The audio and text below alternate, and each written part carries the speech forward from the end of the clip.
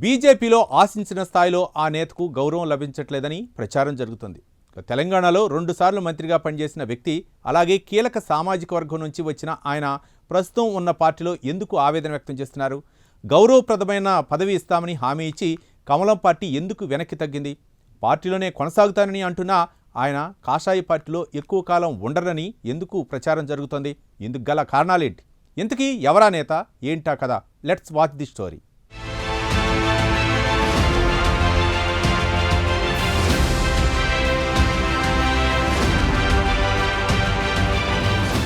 తెలంగాణ భారతీయ జనతా పార్టీలో కొత్త పాత నేతల మధ్య ఉన్న విభేదాలు కొనసాగుతూనే ఉన్నాయా?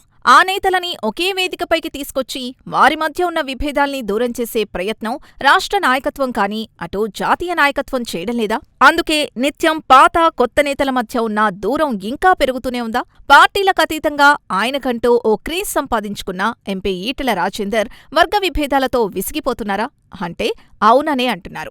బీఆర్ఎస్ పార్టీలో 20 ఏళ్లు పనిచేసి ఆ పార్టీలో తనకి జరిగిన అవమానంతో బీజేపీ పార్టీలో చేరారు ఈటెల.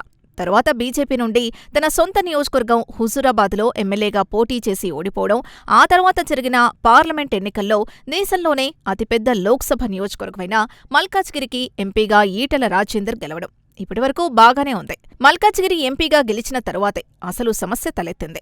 తన సొంత నియోజకవర్గమైన హుజూరాబాద్కి తనని రానీయకుండా తన సొంత పార్టీ ఎంపీ చేస్తున్నారని ఆవేదన వ్యక్తం చేస్తున్నారట. గత కొన్ని రోజులుగా పార్టీలో కొందరు నేతల తీరు పట్ల ఆయన ఆవేదనతో మౌనంగా ఉంటున్నారట. ఈటెల రాజేందర్ ఒకవైపు ఆవేదన, మరొక పక్క భావోద్వేగానికి గురవుతూ నిత్యం తన బాధను చెప్పుకుంటూ వస్తున్నారట.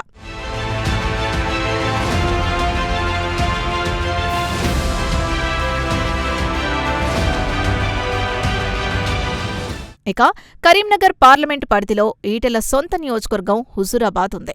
ఇక్కడే కరీంనగర్ ఎంపీ బండి సంజయ్, మల్కాజ్గిరి ఎంపీ ఈటెల రాజేందర్ వర్గాల మధ్య వర్గపోరు నడుస్తోంది. ఈ ఇద్దరు నేతలు నిత్యం ఒకరిపై ఒకరు పరోక్షంగా విమర్శలు చేసుకోవడం రొటీన్గా మారింది.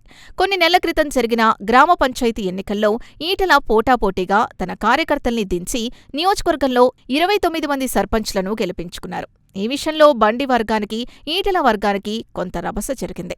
ఇద్దరి నాయకుల మధ్య ఉన్న వైరం తమకు అన్యాయం చేసిందని ఒక వర్గంపై మరో వర్గం బాహాటంగా విమర్శలు చేసుకున్నారు.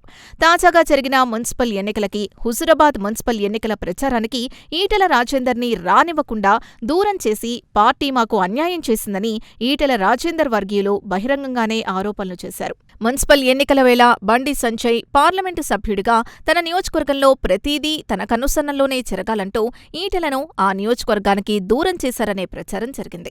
ఈటెల హుజూరాబాద్తో ఉన్న తన 25 ఏళ్ల అనుబంధం వదులుకోవాలా, ఇదేం రాజకీయాలు అంటూ మదనపడుతున్నారట.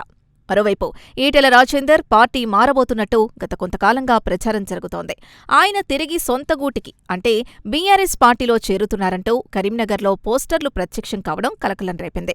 దీనిపై ఈటెల రాజేందర్ క్లారిటీ ఇచ్చారు. కేసీఆర్ బీఆర్ఎస్ నుంచి నన్ను పంపించి 5 ఏళ్లవుతోంది. నాతో పాటు జీవన్ రెడ్డి, బోడిగి శోభ బీఆర్ఎస్ పార్టీలో చేరుతున్నారంటూ కొంతమంది పోస్టర్లు అంటిస్తున్నారు. పార్టీలు మారటం బట్టలు మార్చినంత ఈజీ కాదు. నా గురించి తెలంగాణ సమాజానికి తెలుసు. నేను 20 ఏళ్లపాటు బీఆర్ఎస్లో ఉన్నా. దీంతో సహజంగానే ఆ పార్టీలోని నేతలతో నాకు పరిచయాలుంటాయి. వారితో మాట్లాడితే పార్టీ మారటానికి రెడీ అయ్యాయని రాయటం సరైంది కాదు.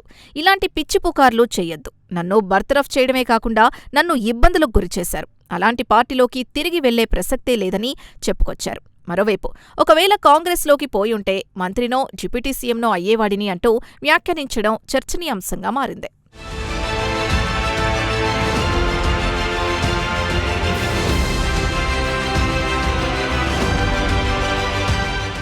ఇక పార్టీ కార్యక్రమాల గురించి అధికార పార్టీని నిలదీయడం, పార్టీ మీటింగ్లకు నిత్యం బీజేపీ రాష్ట్ర కార్యాలయానికి వచ్చే ఎంపీ ఈటెల రాజేందర్ ఎందుకిప్పుడు పార్టీ గడప తొక్కడం లేదనే చర్చ బీజేపీ వర్గాల్లో జరుగుతోంది.